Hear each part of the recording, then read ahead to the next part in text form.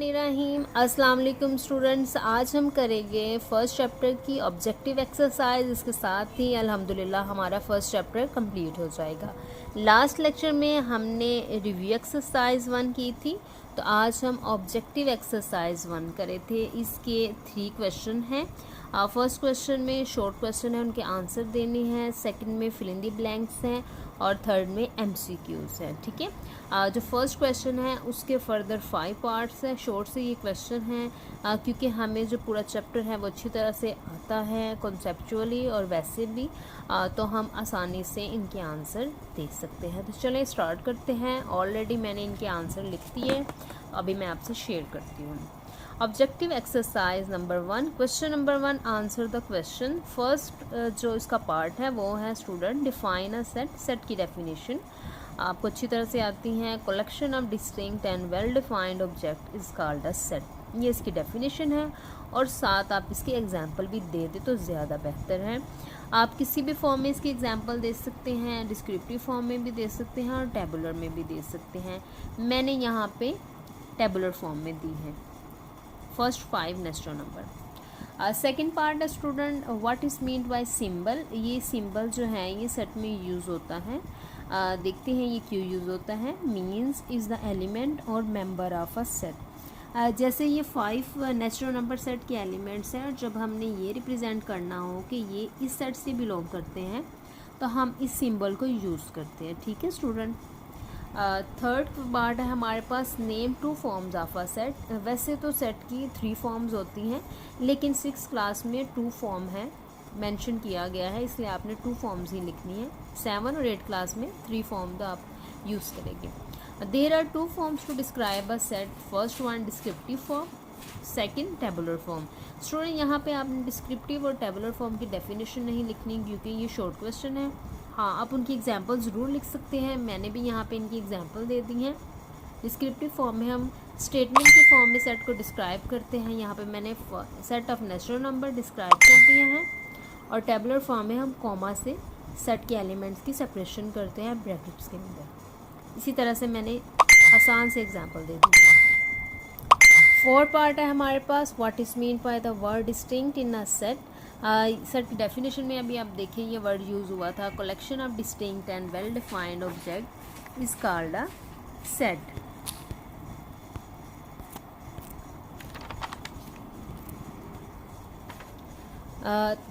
तो इसमें well defined और डिस्टिंक्ट दो जो हैं वो कॉन्सेप्ट्स हैं जिससे सेट जो है वो डिफाइन होगा। तो यहाँ पे उन्होंने पूछा है डिस्टिंक्ट क्या है। Distinct means the same object should not appear more than once. इसका ये मतलब है कि किसी भी सेट के अंदर एलिमेंट एक से ज़्यादा दफ़ा रिपीट नहीं होना चाहिए। अगर वो रिपीट होगा तो फिर वो डिस्टिंक्ट नहीं होगा और इस तरह से वो सेट भी नहीं होगा। जैसे यहाँ पे मैंने एग्जांपल दी है, ए सेट के एलिमेंट्स हैं 1 2 2 3। तो यहाँ पे 2 रिपीट हो रहा है, इसकी वजह से ये सेट है डिस्टिंक्ट नहीं है। ठीक है, तो डिस्टिंक्ट नहीं है तो ये सेट भी नहीं है।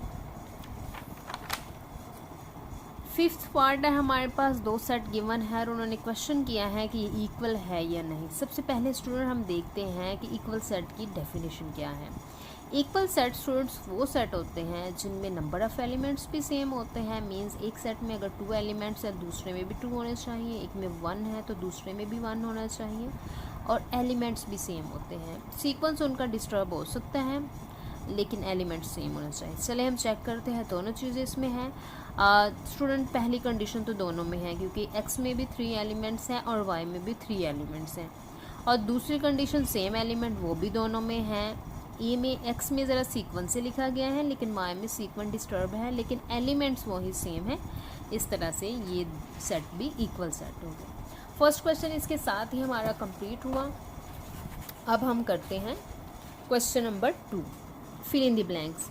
First fill in the blank है 1-to-1 correspondence can not be establish between. Student 1-to-1 correspondence हम जानते हैं इक्विवेलेंट सेट्स में होती है और किन सेट्स में नहीं होगी, नॉन इक्विवेलेंट सेट्स में। ठीक है, जिनमें पेयर्स नहीं बनेंगे। Second, dash means a specific property of an object that enables it to be an element of a set और नॉट। वो कौन सी स्पेसिफिक प्रॉपर्टी है सेट की जिसकी वजह से वो एलिमेंट उस सेट का हिस्सा होगा। ठीक है, डेफिनेशन को अच्छी तरह से हमने फर्स्ट लेक्चर में ही एक्सप्लेन किया था, तो उसके लिहाज से इसका आंसर है वेल डिफाइंड। ठीक है, वेल डिफाइंड और डिस्टिंक्ट ही डिटरमिन करते हैं किसी भी एलिमेंट को कि वो सेट का हिस्सा है या नहीं।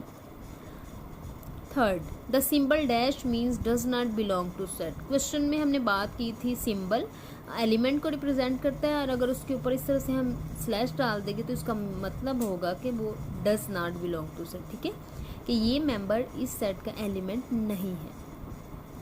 4, dash set is also known as null set. Empty set को स्टूडेंट हम नल सेट भी बोलते हैं क्योंकि उसका कोई भी एलिमेंट नहीं होता। 5, the symbol is use for 2 dash sets. ठीक है स्टूडेंट, अगर इसके ऊपर हम इसे स्लैश नहीं डालेंगे तो ये इक्विवेलेंट सेट होगा, और अगर हम इस तरह से डाल देंगे तो ये नॉन इक्विवेलेंट सेट होगा। इसी तरह से 5 फिल इन द ब्लैंक्स में से 2 के आंसर तो सेम है और बाकी थोड़े से डिफरेंट है, वो भी मैंने आपसे शेयर कर दिए। MCQs की तरफ चलते हैं हम। फर्स्ट पार्ट है हमारे पास, to represent 2 equal sets we use the symbol ABCD। तो इक्वल सेट को हम हमेशा इक्वल के सिंबल से ही रिप्रेजेंट करते हैं, तो इसका आंसर है D। Second part, to write an empty set we use the symbol ABCD। First जो है सिंबल ये हम यूज़ करते हैं किसी भी एलिमेंट के लिए, सेकेंड हम प्रॉपर इम्प्रॉपर के लिए यूज़ करते हैं, और थर्ड हम एम्प्टी के लिए यूज़ करते हैं, और फोर्थ हम इक्विवेलेंट के लिए यूज़ करते हैं। तो इसका आंसर है एम्प्टी के लिए थर्ड C। थर्ड पार्ट है इसका, इफ़ A है set of vowels then. Vowel students क्या होते हैं, चलिए ये मैं थोड़ा सॉल्व करके आपको बताती हूँ। वोवल्स होते हैं AEIOU, ये 5 वोवल्स होते हैं। तो हमने इस स्टेटमेंट के अकॉर्डिंग कौन से जो आंसर है वो ठीक होगा। I does not belong to A, नहीं ये तो रॉन्ग होगा क्योंकि I A से बिलोंग करता है। C belongs to A, C भी वोवल्स में नहीं होता है। U बिलोंग्स टू A, ये थोड़ा सूटेबल है।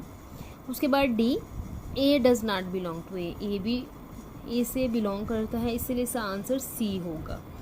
Fourth, if A is equal है 1 2 3, B इज इक्वल है 0 1 2 3 4, देन इसका आंसर क्या है, इसका आंसर स्टूडेंट A होगा, क्योंकि ये A जो है ये प्रॉपर सबसेट B का है। प्रॉपर का मतलब है फर्स्ट सेट के सारे एलिमेंट्स B में मौजूद हो, लेकिन B में कुछ एक्स्ट्रा भी होना चाहिए। तो B में क्या एक्स्ट्रा है, 0 and 4, और उसके अलावा सारे एलिमेंट्स मौजूद हैं। इस तरह से ये प्रॉपर सबसेट हुआ। A proper subset B। 11 is known as null set, singleton set, subset, power set. Student ये सिंगल्टन सेट होगा क्योंकि इसका एक ही एलिमेंट है, लेकिन अक्सर स्टूडेंट यहाँ पे कंफ्यूज हो गए कि भाई इसमें 1 1 है, वो यहाँ पे कंफ्यूज होकर समझेगी कि यहाँ पे डबल 1 है। डबल 1 नहीं है स्टूडेंट, क्योंकि एलिमेंट्स के दरमियान जो सेपरेशन होती हैं वो कोमा से होती है, उससे हमें पता चलता है किसी भी सेट के अंदर कितने नंबर ऑफ एलिमेंट्स हैं। इसमें सेपरेशन नहीं है, इस तरह से ये एक ही एलिमेंट इसका 11 singleton set. 6, to represent the equivalent sets we use the symbol. Non equivalent set को हम इस सिंबल से यूज़ करेंगे और इक्विवेलेंट सेट्स को हम इस सिंबल से यूज़ करेंगे। स्टूडेंट इसके साथ ही हमारी ऑब्जेक्टिव एक्सरसाइज 1 और फर्स्ट चैप्टर कंप्लीट हुआ। इंशाल्लाह नेक्स्ट वीडियो में हम सेकंड चैप्टर स्टार्ट करेंगे।